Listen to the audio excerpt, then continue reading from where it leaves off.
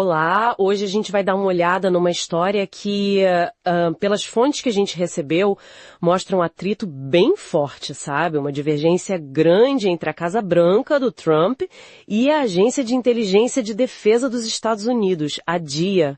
É, um ponto de tensão bem significativo. Isso, o material que chegou pra gente tem uns trechos chamados disputa nuclear, Casa Branca versus inteligência. E a ideia aqui é tentar entender essas versões que não batem, né? Exato.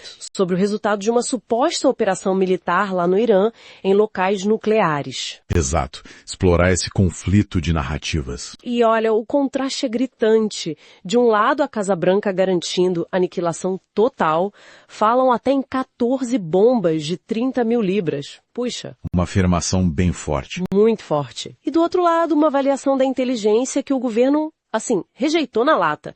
Disse que não era nada daquilo. E o curioso, né, já começando por aí, é essa discordância vir a público. Quer dizer, o Poder Executivo e uma agência de inteligência importante batendo de frente assim, abertamente, sobre um tema tão sensível. Isso por si só já é algo que as fontes destacam como notável. Sem dúvida. Então, vamos ver o lado da Casa Branca. O que os documentos dizem? Eles não só discordaram da análise da DIA, mas foram taxativos. Totalmente errada. Rejeição completa, então. Completa. E não parou aí, não. As fontes indicam que eles acusaram o vazamento dessa análise de ser uma tentativa de menosprezar o presidente Trump. E também de desacreditar os corajosos pilotos. Uma acusação séria. Muito séria. A secretária de imprensa, na época, Caroline Leavitt, segundo os relatos, defendeu a operação com unhas e dentes. Insistiu que o resultado foi, sim, aniquilação total. Manteve a linha da Casa Branca. Sim, e inclusive parece que ela foi para as redes sociais para desqualificar o relatório. Chamou a fonte de perdedor anônimo e de baixo escalão e usou aquela expressão fake news CNN ataca novamente. Bem incisivo. Nossa, uma reação bem contundente nas redes. É o que as fontes relatam. E mencionam também que o próprio Trump repetia que os locais estavam totalmente destruídos e que o Irã nunca reconstruirá nada ali. Bem categórico mesmo. Entendi. E a comunidade de inteligência? Como ela reagiu a essa posição tão firme da Casa Branca, de acordo com o material que a gente tem? Boa pergunta. Bom, ponto principal que as fontes martelam é justamente essa rejeição pública e direta da avaliação da DIA. Isso fica muito claro nos textos, sabe? É o centro da questão. Ok, a rejeição explícita, exato.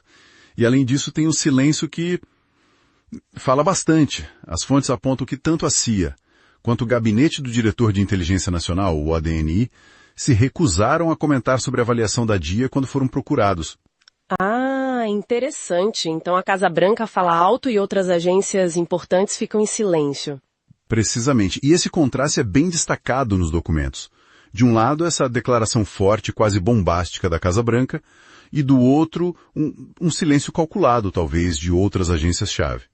Mas essa recusa em comentar da CIA e do ADNI, as fontes dão alguma pista do porquê ou só registram o fato mesmo? Não, as fontes que a gente analisou aqui só registram um fato. Elas não entram em especulação sobre os motivos desse silêncio, sabe? Apenas ressaltam que ele aconteceu e como ele contrasta com a posição bem explícita da Casa Branca. Entendi. Então, se a gente for amarrar as pontas, baseado só no que está escrito, o que a gente vê é um conflito bem nítido entre duas frentes, né? De um lado, a comunicação política buscando passar uma imagem de sucesso absoluto, de força. A narrativa oficial. Isso, a narrativa oficial. E do outro lado, a avaliação técnica da inteligência, que nesse caso específico foi publicamente, foi jogada para escanteio, né? É um cabo de guerra claro sobre quem controla a história. Faz sentido. E sem querer especular além do que está aqui nos papéis, essa dinâmica toda levanta umas questões importantes, né?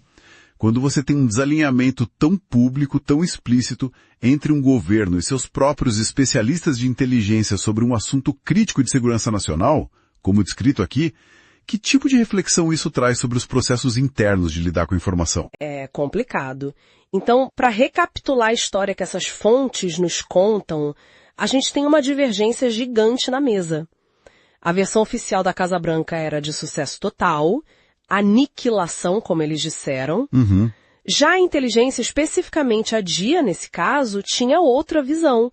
Uma visão que não só era diferente, mas que foi publicamente rebatida, desacreditada pelo próprio governo que, em teoria, deveria usar essa informação, né? Exatamente. Foi publicamente contestada.